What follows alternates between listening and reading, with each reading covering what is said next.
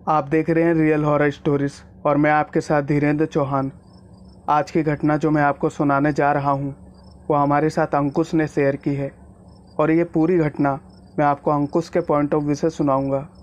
तो चलिए घटना की ओर बढ़ते हैं। हेलो दोस्तों, मेरा नाम अंकुश है और मैं आपको मेरे और मेरे दोस्त के साथ घटी हुई पूरी वारदात के बारे में बताने जा रहा हूँ। वैसे तो मैं गांव का रहने वाला हूँ, लेकिन उस रात मुझे किसी ज़रूरी काम से शहर जाना पड़ रहा था, चाची और चाचा के घर। हमारे शहर और गांव के बीच की दूरी लगभग 35 किलोमीटर के आसपास की थी। उस दिन हमें एक बहुत बड़ी खुशखबरी मिली थी चाचा की तरफ से। चाचा ने फ़ोन पर बोला था तुम्हारी चाची प्रेग्नेंट है। और फिर जैसे ही ये खुशखबरी मैंने अपने परिवार में बताई तो सब लोग बहुत ज़्यादा खुश थे। मेरे पापा ने कहा तो अभी मिठाई की दुकान पे जा और 2 किलो रसगुल्ले बंधवा ले जाके, और शाम को निकल जियो चाचा के घर के लिए। वहाँ पे जाने से पहले कुछ और भी सामान लेके चला जियो। उस समय करीब शाम के 5 बज रहे थे। तुरंत मैं मिठाई की दुकान पर गया और मैंने 2 किलो का डिब्बा पैक करवा लिया। उसके बाद मैं अपने दोस्त के घर निकल गया, क्योंकि मेरे पास बाइक नहीं थी। मैं उसकी बाइक से अपने चाचा के घर जाने वाला था। जब मैं उसके घर पहुंचा तो वो मुझे नहीं मिला, क्योंकि वो खेत पर था। फिर मैं तुरंत उसके खेत पर पहुंचा और मैंने उससे सारी बातें की। मैंने कहा कि जल्दी से जल्दी हमें निकलना चाहिए, लेकिन वो कह रहा था मुझे तो टाइम लग जाएगा अभी। ऐसा करते करते काफ़ी समय बीत गया और रात के करीब 9 बज चुके थे। फिर 9:30 बजे उसने अपनी बाइक निकाली और हम दोनों मेरे चाचा के घर निकल पड़े। वो बाइक को तेज़ चलाने से बहुत डरता था, इसलिए वो बाइक को नॉर्मल स्पीड पे चला रहा था। लेकिन जैसा भी था, हमें मज़ा बहुत आ रहा था। 12-13 किलोमीटर बाइक चलाने के बाद उसने एक जगह पर बाइक रोकी और मुझसे कहा देख, इस ढाबे पे जलेबी बिक रही है, मुझे जलेबी खिला। मैंने कहा अभी निकलते हैं ना, और किसी दिन खा लियो।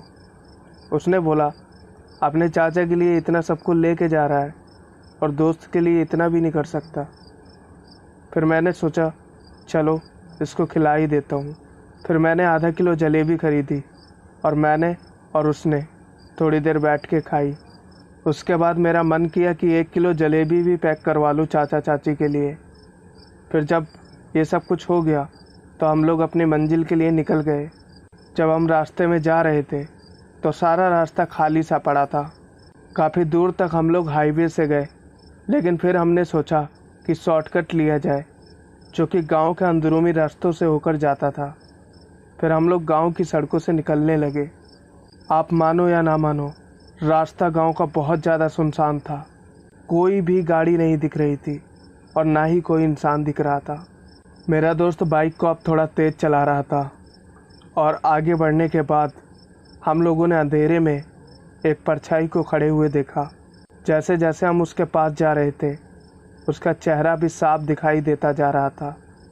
वो कोई लड़की थी। मेरे दोस्त ने उसी के बिल्कुल पास जाकर बाइक को रोका और उससे पूछा कि आप इस टाइम यहाँ पर क्या कर रहे हो। तो उसने बोला मैं यहीं रहती हूँ। फिर वो हमसे बोली मेरी एक मदद कर दो, मुझे बहुत तेज़ भूख लग रही है। तुम्हारे पास खाने को जो कुछ भी है वो मुझे दे दो, बिल्कुल अभी। तभी मैं सोच रहा था कि आखिर बेचारी भूखी है, इसको दे देना चाहिए। तो मैंने जो जलेबी खरीदी थी वो मैंने उसे दे दी। फिर वो वहीं सड़क पर बैठकर जलेबी खाने लगी। वो इतनी तेज़ी से जलेबी खा रही थी कि हमें यकीन नहीं हो रहा था। ऐसा लग रहा था ये कोई इंसान नहीं बल्कि जानवर हो। लेकिन तभी मेरे दोस्त ने कहा उसके नाखून देखो और उसके दांत देखो। उसके दांत बहुत बड़े थे और उसके नाखून भी बड़े थे। ये देखकर तो मुझे डर ही लग रहा था। फिर मेरे दोस्त ने मुझसे चुपचाप कहा यहाँ से निकलने में ही भलाई होगी, ये कोई लड़की नहीं है, ये कोई प्रेत आत्मा है।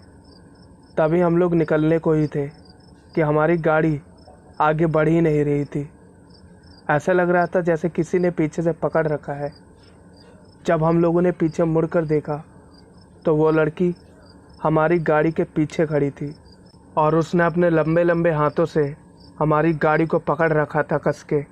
तभी अचानक से पीछे से आवाज़ आती है, मुझे और खाना है, तुम्हारे पास जो कुछ भी हो वो सब मुझे दे दो।